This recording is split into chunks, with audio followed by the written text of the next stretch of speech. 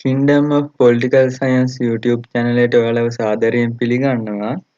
අද කතා කරන්න යන මාතෘකාව තමයි දාර්ශනික ප්‍රතිමානීය ප්‍රවේශය කියන මාතෘකාව. දේශපාලනය හැදෑරීම සම්බන්ධයෙන් මතුවන ප්‍රධානම ප්‍රශ්නයක් තමයි ඒ සඳහා අනුගමනය කළ යුතුව තියෙන ක්‍රමවේදය මොකක්ද කියන එක. දේශපාලන විද්‍යාඥයන් අතරත් මේ සම්බන්ධයෙන් එකඟතාවයක් නැහැ. දේශපාලන විද්‍යාව අධ්‍යයනය කිරීම සඳහා විවිධ ප්‍රවේශයන් ඉදිරිපත් වෙලා තියෙනවා. උදාහරණ විදිහට දාර්ශනික අධ්‍යයන ප්‍රවේශය, ප්‍රතිමානීය අධ්‍යයන ප්‍රවේශය, ඓතිහාසික අධ්‍යයන ප්‍රවේශය, තුලනාත්මක අධ්‍යයන ප්‍රවේශය, සමාජ විද්‍යාත්මක අධ්‍යයන ප්‍රවේශය වගේ විවිධ අධ්‍යයන ප්‍රවේශයන් දේශපාලන විද්‍යාව අධ්‍යයනය කිරීමට භාවිතා කරලා තියෙනවා.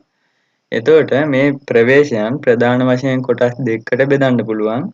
එකක් තමයි සාම්ප්‍රදායික ප්‍රවේශ සහ අනිත් එක තමයි නූතන විද්‍යාත්මක ක්‍රම කියන දෙකට මේ අධ්‍යයන ප්‍රවේශයන් බෙදා දක්වන්න පුළුවන්. දාර්ශනික ප්‍රතිමානීය ප්‍රවේශය කියන එක එකක්ද දෙකක්ද කියන ප්‍රශ්නය තමයි මුලින්ම මතුවන ප්‍රශ්නය. දාර්ශනික ප්‍රතිමානීය ප්‍රවේශය කියලා තමයි ගුරුවත් පොතේ දීලා තියෙන්නේ.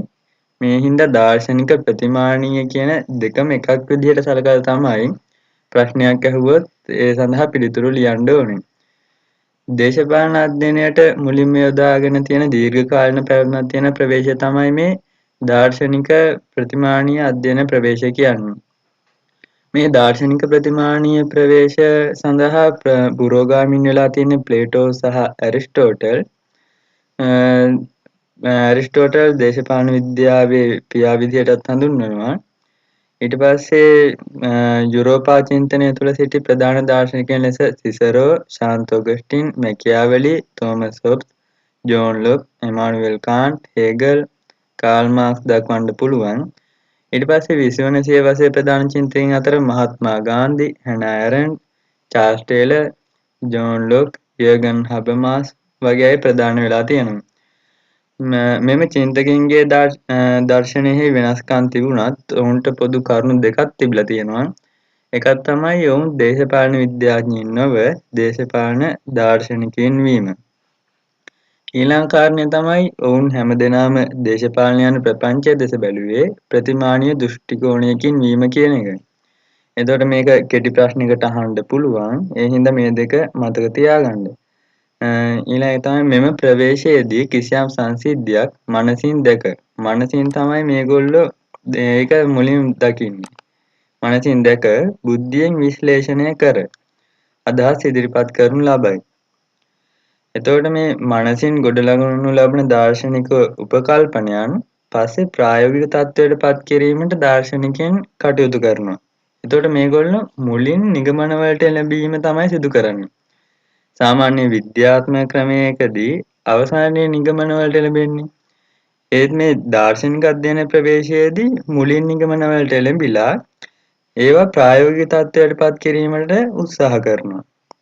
එතකොට මේවට උදාහරණ විදිහට ප්ලේටෝගේ මනෝරාජ්‍ය, කාල් මාක්ස්ගේ කොමියුනිස්ට් රාජ්‍ය, ඊට පස්සේ රූසෝගේ පොදු කැමැත්ත, තෝමස් මෝර්ගේ මනෝරාජික සමාජවාදය වගේ දේවල් දක්වන්න පුළුවන්. දාර්ශනික ක්‍රමය අනුගමනය කරන බොහෝ චින්තකයින් වැඩි වශයෙන් අවධානය යොමු කරන්නේ දේශපාලනයේ පවතින තත්ත්වය විග්‍රහ කිරීමට වඩා පැවතිය යුතු තත්ත්වය විග්‍රහ කිරීමටයි.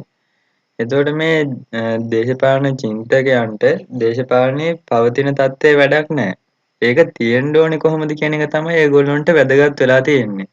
එතකොට මේවට උදාහරණ විදිහට ව්‍යවස්ථානුකූලවාදය, ප්‍රජාතන්ත්‍රවාදය, සමාජවාදය වගේ දේවල් දක්වන්න පුළුවන්. එතකොට මේ සංකල්ප දාර්ශනිකයන් විසින් සමාජයේ යහපැවැත්ම සඳහා මෙසේ පැවතිය යුතුයයි උපකල්පනය කර ඉදිරිපත් කළා වූ තත්ත්වයන්ය. එතකොට දාර්ශනික අධ්‍යයන ප්‍රවේශයේදී පවතින තත්ත්වයට වඩා පැවතිය යුතු තත්ත්වය පිළිබඳව විග්‍රහ කිරීමට අවධානය යොමු කිරීම සිදු කරනවා.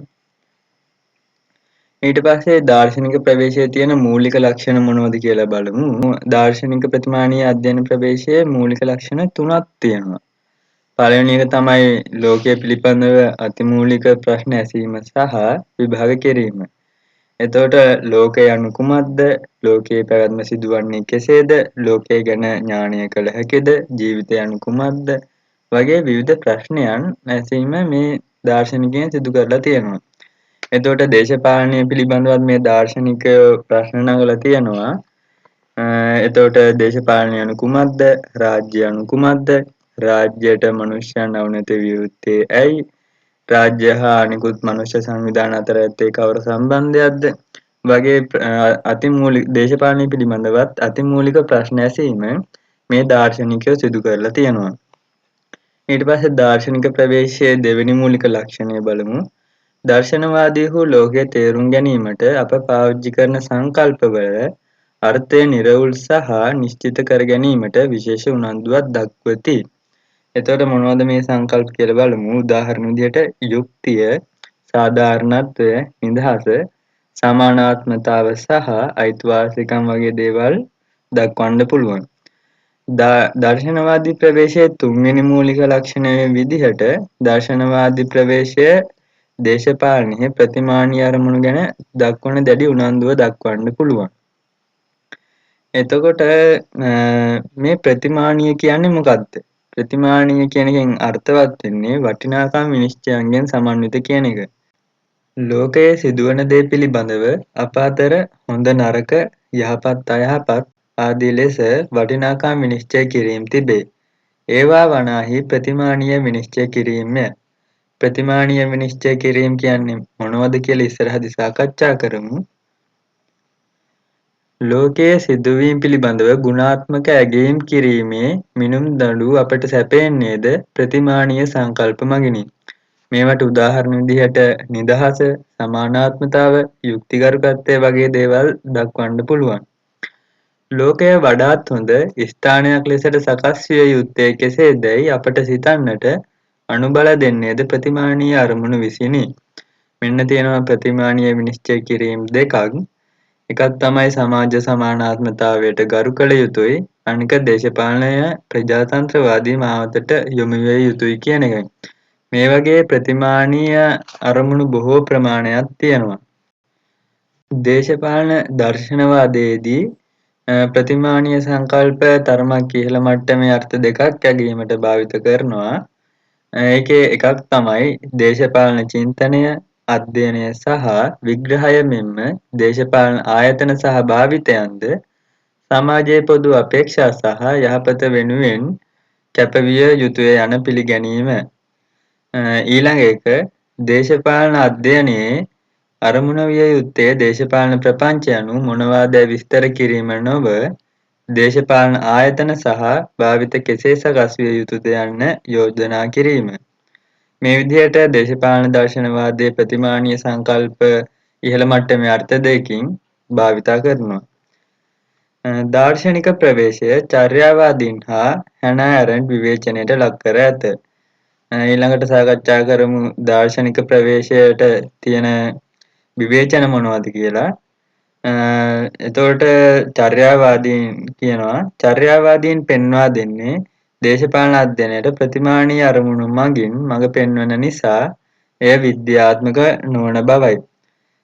චර්යාවාදීන් විද්‍යාත්මක ක්‍රම භාවිතයට ගන්නවා. ඒ හින්දා ඒගොල්ලෝ මේ දාර්ශනික ප්‍රවේශය විවේචනයට ලක් කරලා තියෙනවා. මේගොල්ලෝ විද්‍යාත්මක ක්‍රම භාවිතයට ගන්නෑ කියන එක මේ චර්යාවාදීන් විවේචනයට ලක් කරලා තියෙනවා. ඊට පස්සේ හැනා ඇරන්ට් පෙන්වා දෙන්නේ දාර්ශනික ප්‍රවේශය මගින් දේශපාලනය අධ්‍යයනය කිරීම ප්‍රායෝගික දේශපාලනයෙන් ඉවත් කර ඇති බවයි. මේ දාර්ශනික අධ්‍යයන ප්‍රවේශය මගින් දේශපාලනය අධ්‍යයනය කිරීම ප්‍රායෝගික නෑ කියන එක හැනා ඇරන්ට් පෙන්වලා දීලා තියෙනවා. ඊළඟට අපි දාර්ශනික ප්‍රවේශයේ තියෙන වාසි මොනවද කියලා බලමු. එකක් තමයි ලෝකය යහපත් ස්ථානයකට ගෙන ඒමට අනුබල දීම. ඊළඟ එක දේශපාලනය ප්‍රජාතන්ත්‍රවාදී මාවතකට ගෙන ඒම. ඊළඟ එක සත්‍ය සොයා ගැනීම සඳහා තර්කන භාවිතය. ඊළඟ රාජ්‍ය හා පුරවැසියා අතර අන්තර් සම්බන්ධතා හඳුනා ගත හැකි වීම. ඊළඟ එක දාර්ශනික පදනමක් මත පිහිටා ප්‍රශස්ත මට්ටමේ සංකල්ප ඉදිරිපත් කළ හැකි වීම. මේ වගේ විවිධ වාසි දාර්ශනික ප්‍රවේශයේ තියෙනවා. ඊළඟට දාර්ශනික ප්‍රවේශයේ තියෙන අවාසි මොනවද කියලා බලමු. දාර්ශනික ප්‍රවේශයේ අවාසි එකම කරුණු සම්බන්ධයෙන් විවිධ අදහස් ඉදිරිපත් වී තිබීම. දැන් සමාජ සම්මුතිවාදය කියන සංකල්පය ගත්තාම තෝමස් හොබ්ස්, ජෝන් ලොක්, රූසෝ කියන තුන්දෙනා ඉදිරිපත් කරලා තියෙනවා. එතකොට මේ සමාජ සම්මුතිවාදය පිළිබඳව මේ තුන්දෙනා ඉදිරිපත් කරලා තියෙන අදහස් තුන් ආකාරයක්. එතකොට මේ සමාජ සම්මුතිවාදය කියන කරුණ සම්බන්ධයෙන් අදහස් තුනක් ඉදිරිපත් වෙලා තියෙනවා. ඒ හින්දා එකම කරුණ සම්බන්ධයෙන් විවිධ අදහස් ඉදිරිපත් වී තිබීම දාර්ශනික ප්‍රවේශයේ තියෙන ප්‍රධාන අවාසියක්. ඊළඟ එක ඉදිරිපත් කර ඇති පරමාදර්ශ ප්‍රායෝගික භාවිතයට ගැනීමේදී මිත්‍යා මත බවට පත්වීම. එතකොට දාර්ශනික ප්‍රවේශයේ ඉදිරිපත් වෙලා තියෙන පරමාදර්ශ ප්‍රායෝගිකද කියන ප්‍රශ්නය ඉදිරිපත් වෙලා තියෙනවා. එතකොට මේවට උදාහරණ විදිහට ප්ලේටෝගේ මනෝරාජ්‍ය, කාල් මාක්ස්ගේ කොමියුනිස්ට් රාජ්‍ය, රූසෝගේ පොදු කැමැත්ත, තෝමස් මෝර්ගේ මනෝරාජික සමාජවාදය වගේ දේවල් දක්වන්න පුළුවන්. ඊළඟ එක පවතින තත්ත්වයට වඩා පැවතිය යුතු තත්ත්වයන් දැක්වීම නිසා මනෝරාජික ස්වභාවයක් ගැනීම. අපි කලින් සාකච්ඡා කරා දාර්ශනික ප්‍රවේශයේදී පළමුව නිගමන වලට එළඹිලා පස්සේ ඒ නිගමන ප්‍රායෝගික තත්ත්වයට පත් කිරීමට උත්සාහ කරනවා කියන එක. එතකොට මේ හින්දා පවතින තත්ත්වයට වඩා පැවතිය යුතු තත්ත්වයන් දැක්වීම නිසා මනෝරාජික ස්වභාවයක් ගැනීම දාර්ශනික ප්‍රවේශයේ අවාසියක් විදිහට දක්වන්න පුළුවන්. අද සාකච්ඡා කළේ දාර්ශනික ප්‍රතිමානීය ප්‍රවේශය පිළිබඳව. ඉදිරියේදී දේශපාලන විද්‍යාව කරන A-level සිසුන් වෙනුවෙන් අවශ්‍ය කරන පාඩම් මෙම channel ඔස්සේ ගෙනීමට බලාපොරොත්තු වෙනවා. ඒ හින්දා Kingdom of Political Science YouTube channel එක subscribe කරලා අපිත් එක්ක එකතු වෙන්න.